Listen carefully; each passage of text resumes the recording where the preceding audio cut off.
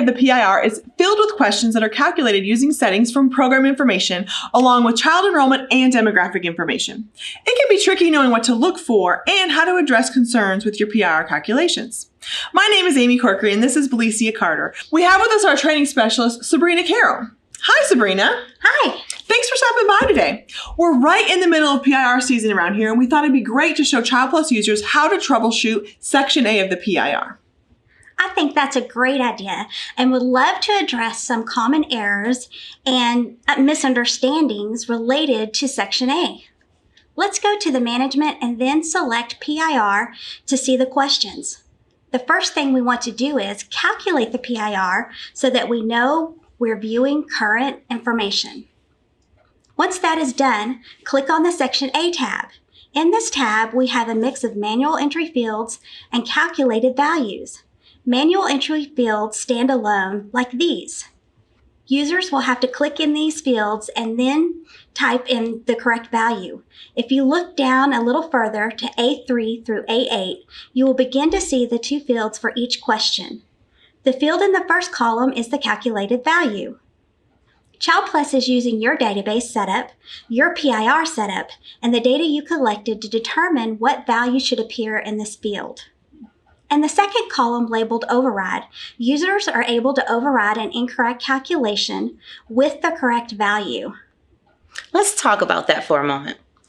We don't recommend utilizing any overrides until you've identified the root of the issue and determined that you will not be able to get the correct values for this PIR. Even then, only enter a value if it's going to be the final number for that question. Because no matter what you enter into your fields or how many times you calculate the PIR, the value listed in the override column is what is going to appear in your PIR report. So if you think this number can improve, leave that override column empty until you're ready for the final number. How do we even know if the calculated value is correct? Well, for some of the questions, ongoing monitoring will provide you with enough insight to know if what you are viewing today is too high or too low. For a few of the questions, you will know because the total number does not equal the total served. Let's take example questions A3 through A8, funded enrollment by program options. You should know the total funded for your program and how that funding is distributed across the program. A lot of users believe this number is based on current enrollment, and that's not true, is it, Sabrina? You're right. The program we're working with today operates both center and home-based options. So when looking at these funded totals broken down by program option, they need to know how many to expect for center-based and how many to expect for home-based. If the numbers are incorrect, click on the calculation guide and use that document to see how ChildPlus is calculating that information. We all know what is on the calculation guide, and we know that ChildPlus is looking at the program option, funded enrollment, and a few checkboxes located in program info. The program option field is used to determine if these slots should count as center-based, home-based, or any other program options. The number placed in the funded enrollment field is used to say how many slots have been assigned to each of those programs. ChildPlus will pull this number for each classroom and place the total next to each program option in the calculated column. So if you aren't seeing the correct numbers here, check to make sure you have the correct number of slots listed for each classroom in the funded enrollment field in program info.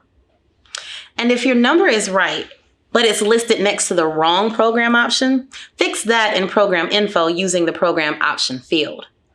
Before we leave this section, can we address the questions related to A3 and A4? We see a lot of users get stuck here too. Earlier, I mentioned a few checkboxes also affecting numbers, specifically the checkboxes located in the operating days and hours tab. Make sure you check here for classrooms that provide a full year of services and check here if those services are a full working day. If we scroll further down on the screen, we can see that A9, pregnant women, and A10, childcare partners, are all manual entry fields. It's also important to know that A10 is used to calculate A11, so that means if one is off, they'll both be off. A12 brings us back to calculated values. Just like before, you have to know what should appear here. If you don't see the correct number of classrooms, return to Program Info and make sure all of your classrooms are listed. It is important to note that a classroom won't count until it has at least one enrolled participant. A13 is calculating the age of all child participants based on your school cutoff date. If you are in a district with multiple dates, you will have to override these values. Use Report 2003 Management Report to get totals using the correct date needed for each district. You may notice that A14 shows 0. That's because we're working with a Head Start PIR, and this question is for pregnant mothers served in an early Head Start program.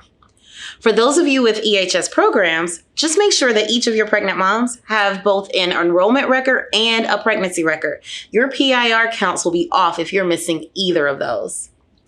Now is the number I was waiting on. Question A15 gives you the total number of participants served and will be used to check values for quite a few questions from this point forward.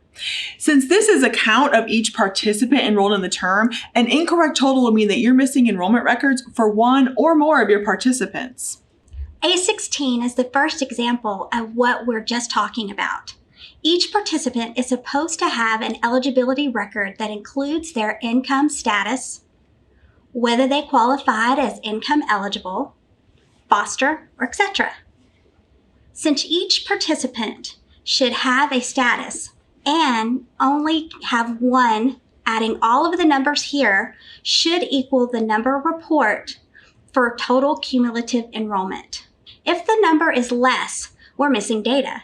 If the number is higher, we have duplicate counts. Either way, clicking on the report link will take you to the report designed to monitor this specific question. You can use it to see which participants are missing data, as well as identify potential issues with duplicate counts. A17 is another manual field, but this one will include notes that explain why the program served over income participants. A18 can be tricky because you have to know what to expect here. ChildPlus will look at each participant's record to determine if they are returning for a second or third program term. But since this doesn't apply to everyone, you kind of have to know what that number is going to be. So maybe you'll do a little bit of research. This is why we encourage ongoing monitoring for PIR.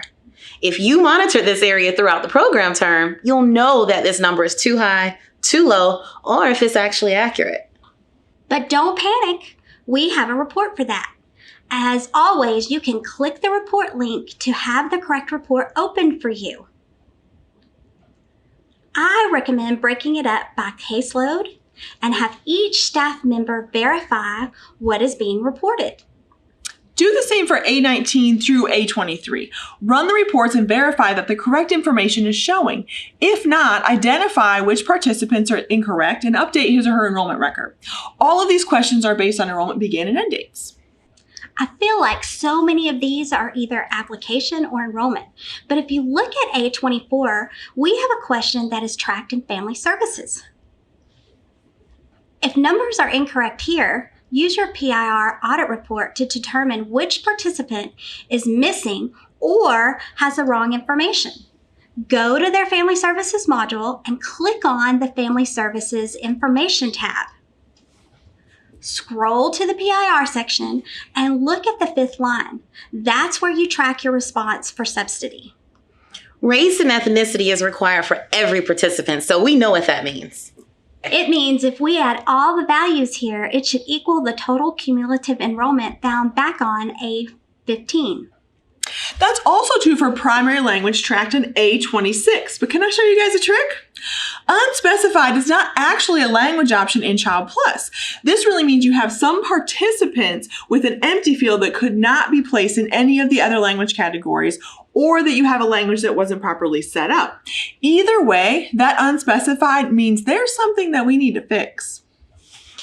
By now, we know we should use our reports to locate what's missing. Do you know how many agencies panic because they aren't getting counts for transportation? A lot.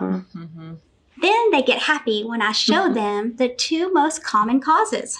Either they didn't select yes so that ChildPlus can calculate the values for this question, or they forgot to answer the question found here.